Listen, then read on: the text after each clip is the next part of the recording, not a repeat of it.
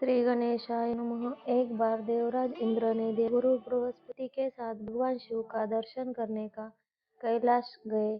महादेव ने दोनों की परीक्षा लेनी चाहिए इस रूप बदलकर अवधूत बन गए। उनके शरीर पर कोई वस्त्र न था। उनका शरीर जलती हुई अग्नि के समान धक धक रहा था और अत्यंत भयंकर नजर आते थे। अवधूत दोनों के रास्ते में खड़े हो गए। इंद्र ने एक विचित्र पुरुष को रास्ते में खड़े देखा तो चौंके। इंद्र ने देवराज होने का गर्व घेरने लगा। उन्होंने उस भयंकर पुरुष से पूछा, तुम कौन हो? भगवान शिव अभी कैलाश पर विराज रहे हैं या कहीं भ्रमण पर है? मैं उनके दर्शन के लिए आया हूँ। इंद्र ने कई प्रश्न किए, लेकिन वह पुरुष योगियों के समान मौन ही रहे। इंद्र को लगा कि एक साधारण प्राणी उनका अपमान कर रहा है। उनके मन में देवराज होने का अहंकार उपजा, जो क्रोध में बदल गया। इंद्र ने कहा, मेरे बार बार अनुरोध पर भी तू कुछ नहीं बोलकर मेरा अपमान कर रहा है। मैं तुझे अभी दंड देता हूँ। ऐसा कहकर इंद्र ने वज्र उठा लिया। भगवान शिव ने वज्र को उसी समय स्तंभित यानी जड़ कर दिया। इंद्र की बाह अकड़ गई। भगवान अवधूत क्रोध से लाल हो गए। बृहस्पति उनके चेहरे पर आई क्रोध की ज्वाला को देखकर समझ गए कि ऐसा प्रचंड स्वरूप महादेव के अतिरिक्त किसी का नहीं हो सकता। बृहस्पति शिव स्तुति गाने लगे। उन्होंने इंद्र को भी महादेव के चरणों में लौटा दिया और बोले, प्रभु इंद्र आपके चरणों में पड़े हैं, आपके शरणागत है। आपके ललाट से प्रकट अग्नि इन्हें जलाने को बढ़ रही है। हम शरणागत को रक्षा करें। बृहस्पति ने विनती की, प्रभु भक्तों पर आपकी सदा कृपा बरसती है। आप भक्तवत्सल है और सर्वसमर्थ है। आप इस तेज को कहीं और स्थान दीजिए ताकि इंद्र को प्राण की रक्षा हो जाए। बृहस्पति शिव स्तुति गाने लगे। उन्होंने इंद्र को भी महादेव के चरणों में लौटा दिया और बोले, प्रभु आपके चरणों में पड़े हैं, शरणागत है। आपके ललाट से प्रकट अग्नि जिन्हें जलाने बढ़ रही है। हम शरणागत की रक्षा करें। बृहस्पति ने विनती की, प्रभु आपके सदा कृपा बरसती है। आप भक्तवत्सल है और सर्वसमर्थ है। आप इस तेज को कहीं और स्थान दीजिए ताकि इंद्र के प्राण की रक्षा हो जाए। इंद्र को जीवदान देने के कारण तुम्हारा एक नाम भी होगा। मेरे तीसरे नेत्र प्रकट इस अग्नि का ताप देवता सहन कर सकते हैं, इसलिए मैं उसकी बहुत दूर छोड़ दूंगा। महादेव ने उस तेज को हाथ में धारण कर कर समुद्र में फेंक दिया। वहां फेंक के जाते ही भगवान शिव का वह तेज तत्काल एक बालक होने के परिवर्तित हो गया। सिंधु ने उद्भूत होने के कारण उसका नाम सिंधु पुत्र जलंधर प्रसिद्ध हुआ। जलंधर, जिसका नाम शंखचूड भी हुआ, शिव के तेज से उत्पन्न हुआ था। कारण परम शक्तियों से संपन्न था। वह देवों से भी ज्यादा भक्ति शक्तिवान था। वह उस तेज से पैदा हुआ था जो इंद्र को समाप्त करने वाला था। इसलिए असुरों ने उसे अपना राज बनाया। अद्भुत रूप में यह लीला करने के बाद महादेव अंतर्धान हो गए। इंद्र के गर्व का भजन भी हुआ, भगवान के दर्शन भी हो गए।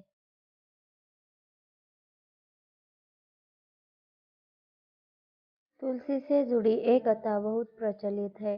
श्रीमद् भागवत पुराण में इनके अवतरण की दिव्य लीला कथा भी बनाई गई है। एक बार शिव ने अपने तेज को समुद्र में फेंक दिया था। उससे एक महातेजस्वी बालक ने जन्म लिया।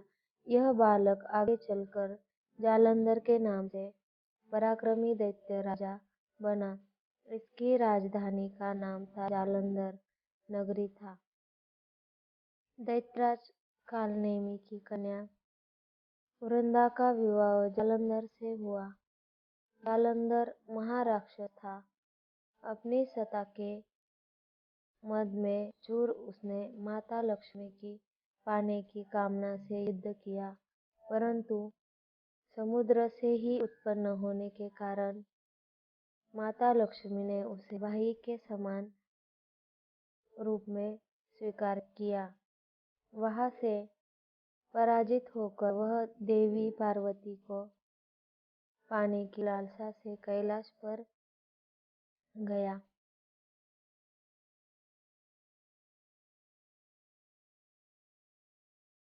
भगवान देवाधिदेव शिव की ही स्वरूप धरकर माता पार्वती ने समीप गया, परंतु माँ ने अपने योग बल से उसे तुरंत ही पहचान लिया था। वहां से अंतर्धान हो गई।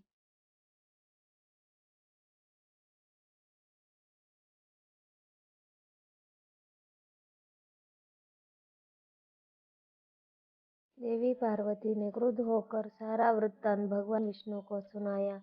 जालंधर की पत्नी वृंदा अत्यंत पतिव्रता स्त्री थी। उसी के पतिव्रत धर्म की शक्ति के से जालंधर न तो मारा जाता था और न ही पराजित होता था। इसीलिए जालंधर का नाश करने के लिए वृंदा के पतिव्रता धर्म को भंग करना बहुत ही जरूरी था।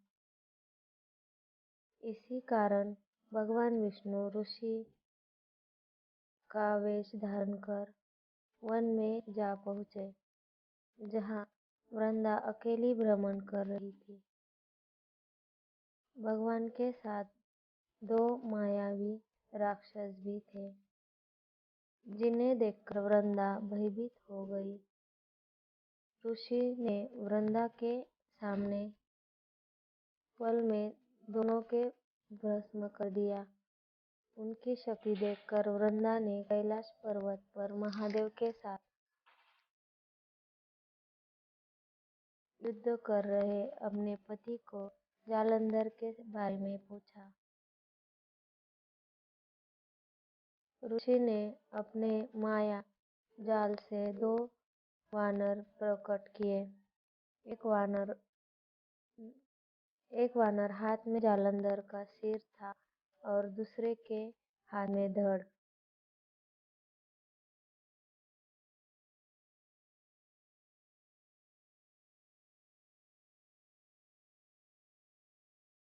अपने पति की यह दशा देखकर वृंदा मूर्छित होकर गिर पड़ी।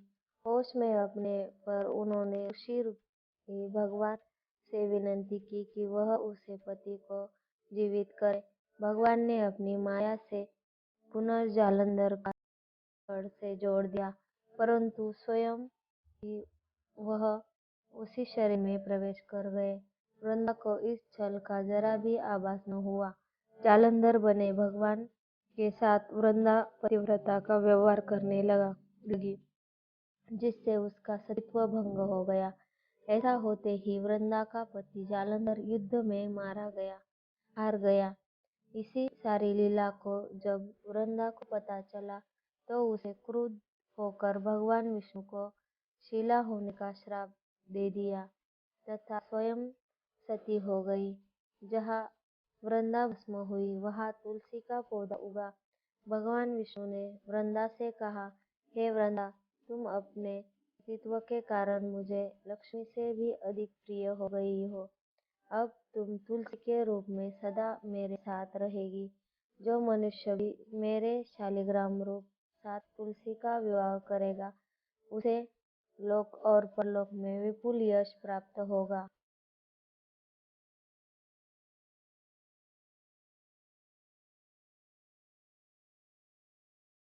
जिस घर में तुलसी होती है, वहां यम के दूत भी असमय नहीं जा सकते। गंगा नर्मदा के जल में स्नान तथा तुलसी का पूजन बराबर माना जाता है। चाहे मनुष्य कितना भी पापी क्यों ना हो, मृत्यु के समय जिनके प्राण मंजरी सहित तुलसी और गंगा जल मुख में रखकर निकल जाते हैं, वह पापों से मुक्त होकर वैकुंठ धाम को प्राप्त होता है। जो मनुष्य तुलसी और आंवले की छाया में अपने पितरों को श्राद्ध करता है, उसके पितर मोक्ष को प्राप्त हो जाता है।